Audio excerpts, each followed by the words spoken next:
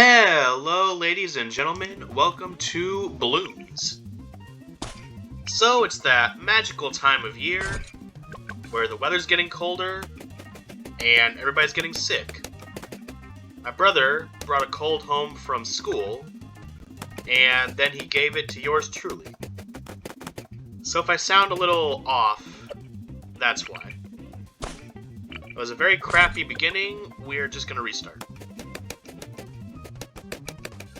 So yeah, if I sound a little off, got a little bit of the drippy nose and stuff like that, so that is the explanation.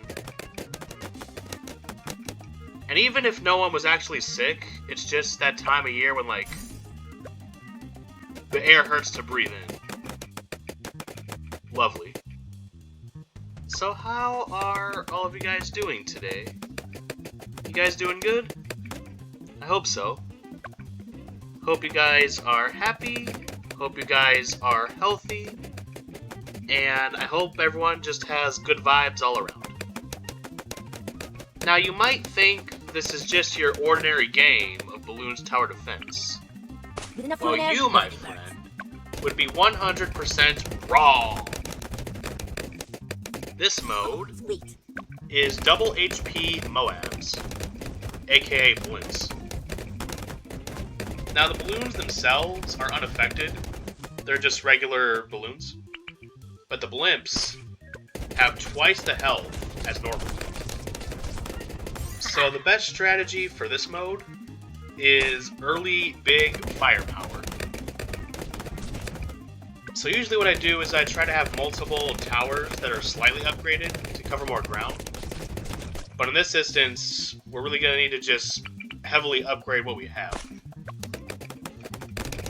And no matter what mode you're playing, like I've said before, it's good to just play the middle. You want to have a decent amount of towers, and just try to upgrade them together. One of my biggest weaknesses is I try to save up for the big 5-tier upgrades. But, in the time that I'm waiting, earning up all this money, the balloons start leaking through. I focus too much on one tower and I lose all my lives. But you also don't want just a whole bunch of weak towers. Like, you may see that you have a bunch of towers, oh, that's pretty good. But if they're only slightly upgraded or not upgraded at all, that's only going to get you so far. Especially when you're playing on hard mode.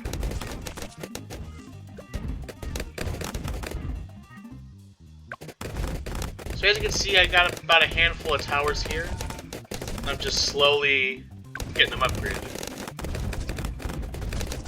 So one of the best upgrades in the game is the Wizard Monkey, the upgrade for Shimmer, because every couple seconds he sends out a shockwave in his radius, and he decamos all the balloons that he attacks,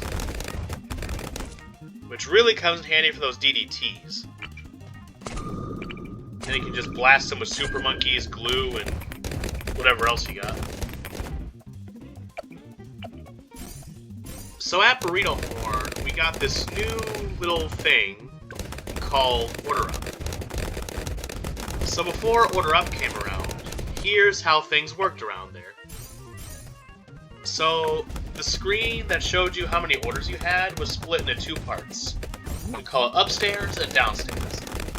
The top half of the screen was strictly for drive-thru orders, and the bottom half of the screen was either orders that were inside, like people that were coming inside to eat, or like DoorDash orders, or mobile orders. Very simple.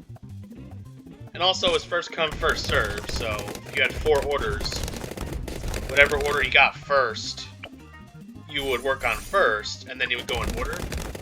Now sometimes what we would do, in the midst of all these orders, if we had an order that was like a taco and a drink, wedged between 4 massive stone college kid order, then we would make the small one first, so that way it'd be ready and we could just hand it out and help the flow of the drive-thru better. But for the most part, we just go in order. Now, this wasn't our boss's decision. I'm pretty sure it wasn't even our boss's decision. This was corporate. this was Big Taco Bell themselves implementing this change. Behold, order up. So order up basically tells you what order to work on first. Ah, shucky darn. I really thought the laser super monkey would get him. I thought the lasers would take care of it. But I was wrong. The lasers weren't enough. We're gonna need a little more pack in our punch here. So anyway, back to order up. It tells you which orders to work on first, and when it decides on an order, it'll mess up the whole flow and it'll put the orders out of order. And the one that it wants you to work on, it'll put at the front of the screen. Or it'll put it first in the queue. And when you have a lot of orders, and when it's a rush, everyone's trying to get things done, all of a sudden an order will come, and it'll want you to work on some order first. And it'll just shift everything else to the back and put this order at the front. What? Okay. I did it. Why? Why? I really gotta fix that. Anyway, before I was so rudely interrupted by my OS system. Oh yes. So, it'll just move everything to the back and just mess up the whole flow. And like I said, when you're in a rush and everyone's trying to do 10 things at once, you're gonna make some mistakes. You're gonna hand out a wrong order, or you're gonna put tomatoes when they want no tomato. You know, some things are gonna go wrong. And sure enough, they did. Now, my boss included, everyone unanimously hates this thing. Everyone's like, this sucks, it was fine the way it was before. And I 100% agree, because I am not trained how to make food, I just do service. I just take cash, take orders at the window and the front counter. Now, it's no longer, on my screen, it's no longer divided into drive-thru orders and mobile orders. Now they're mixed. And they don't go in a straight line anymore. So you could have a couple mobile orders in the middle of the line, in between some regular, like, drive-thru order cars. But the thing is, actually... No, I messed up a little bit.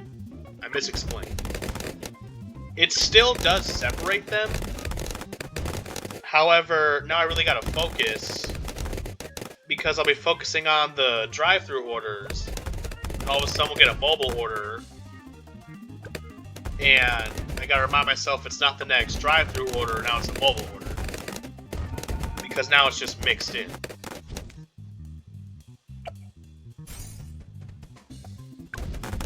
And also, one thing we started doing, we started checking in the mobile orders early. So when the customer uses the app and places their order, it goes in the queue. But we weren't checking it in until they got there, so it'd be fresh. But now we're just checking it in as soon as it pops up, so it really clogs up the screen. So if you're not paying attention, you could very well hand out some wrong order. I remember I was working with Big J and the Herbmaster one time, and it was a Saturday. It was a very busy Saturday. There was some event going on at the school near our work, and Herbmaster just explodes. He's like, I effing hate this thing. It doesn't work. It just messes everything up. I goddamn hate it! It just starts going on. And then Big J was like, yeah, F order up. This doesn't work. And honestly, I agree. This is a classic case of the company just coming in and fixing what's not broken. The system was fine the way it was, and oh, we got some new innovative order up. It's going to make things more streamlined. When in reality, you've just made things more complicated for no reason. Now also, another big thing with order up, it's supposed to focus more on DoorDash and Uber Eats. It prioritizes those a little bit more. And the thing is, no one exactly knows for sure how it works or how it decides what orders to prioritize. Because Because like I said, sometimes if we have a lot of big orders, and we have a really small order, we'll just make that one. That way, you know, they're not waiting 5 minutes for a single item. You're leaking. All right. It just seems very random. At times, it makes sense. Like, it'll focus on, okay, we only have a few orders, so let's make this giant order, get it out of the way. Like, if there's no cars in the drive-thru and it's just the DoorDash, let's focus on this one. But then there are other times when it makes no sense whatsoever. So this one time, there was one car in the drive-thru, and it was a pretty standard order. It was like 3 items to drink, normal stuff. And at the time, we had 2. Now the drivers hadn't arrived yet. They had 2 DoorDash orders that needed to be made. And this order up thing wanted us to focus on the 2 big orders first. So basically, it wanted the guy in the drive-thru, which is a regular order, to wait 5 minutes, maybe more. All right. So we can make the DoorDash first, and then this guy's. That's ludicrous. So imagine you go in the grocery store, and you've got a giant cart full of everything. You've got ice cream, you've got beer, you've got cheese, you've got some new card game. You've just got a whole cart full of stuff.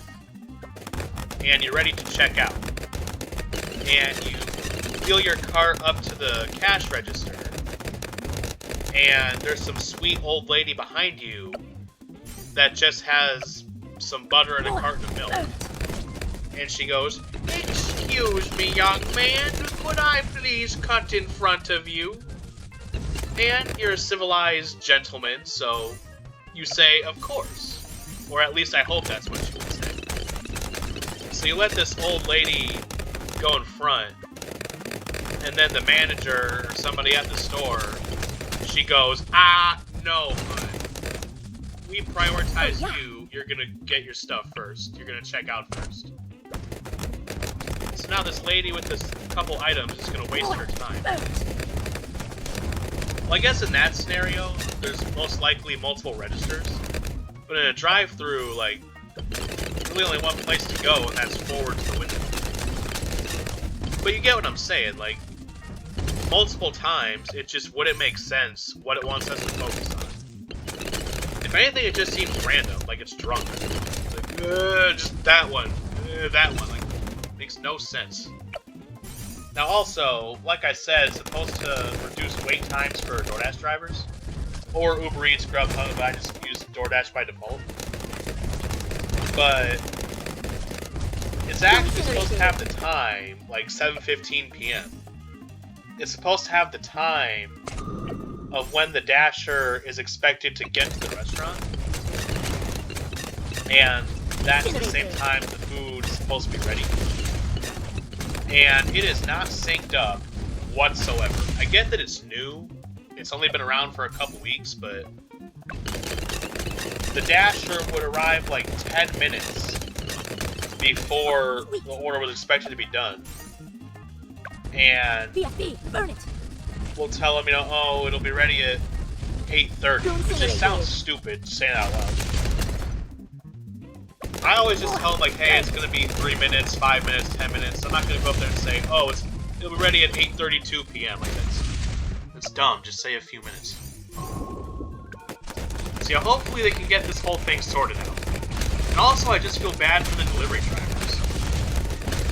I'm not sure if they got an announcement that my work is going to be using this order up thing. They got the memo.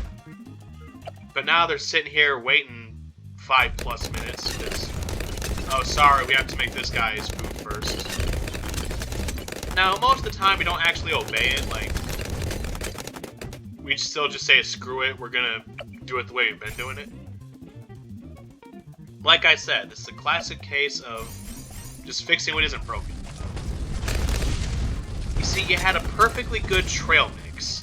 You had chocolate, you had pretzels, you had Cheez-Its, you had goldfish. What else goes in check? You had Reese's Pieces.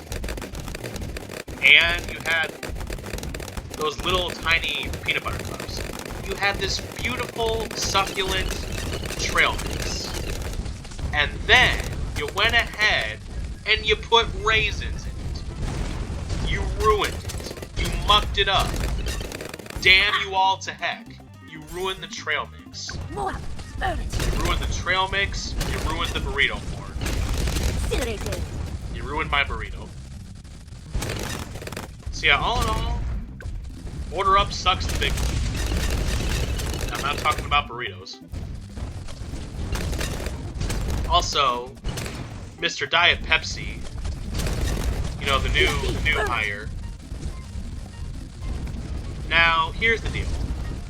As someone with autism, I feel really bad about calling other people weird or strange, because I feel like it's kind of the kettle calling the pot black.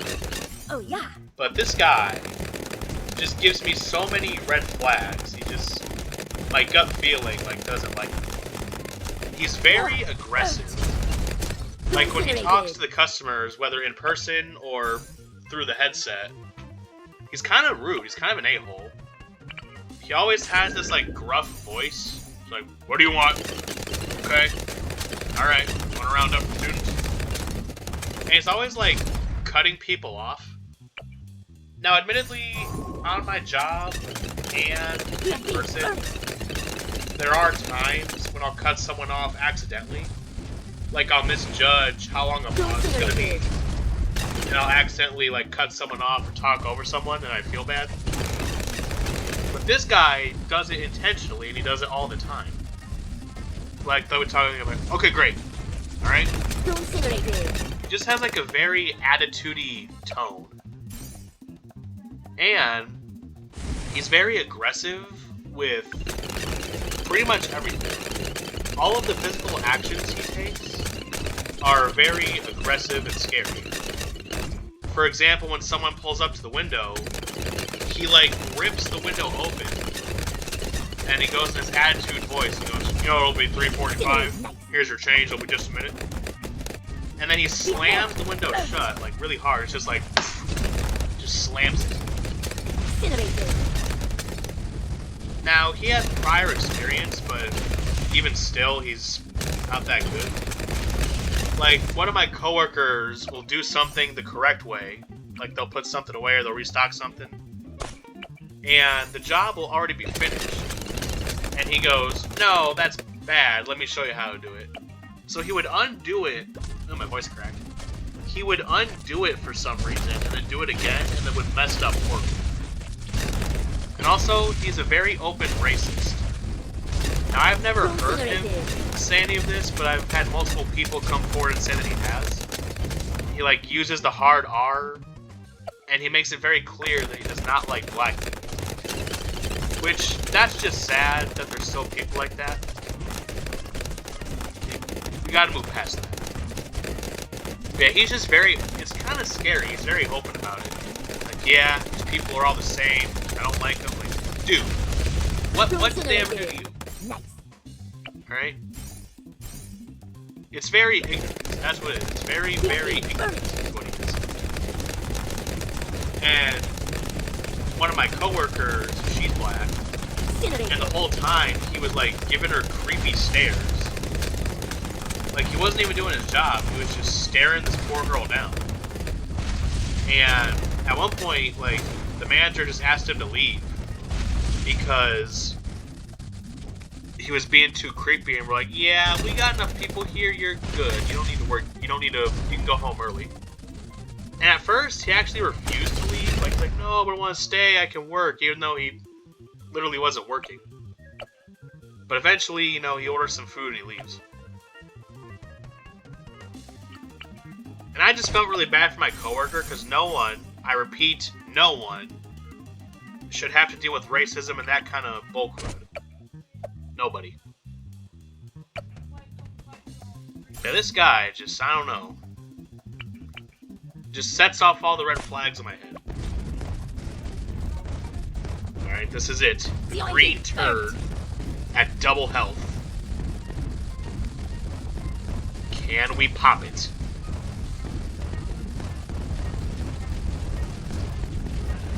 Come on! Alright, the green shell is popped. Incinerated. Oh, there we go. Sweet victory. Well, that's where we're going to end it for today. We have successfully defeated the double HP Moabs. So, as always, thank you all for watching. Hope you enjoyed the video. There is a moral to this story. Do not be like Mr. Diet Pepsi. Don't be aggressive and don't be racist. No excuse. And everybody, just do me a little favor.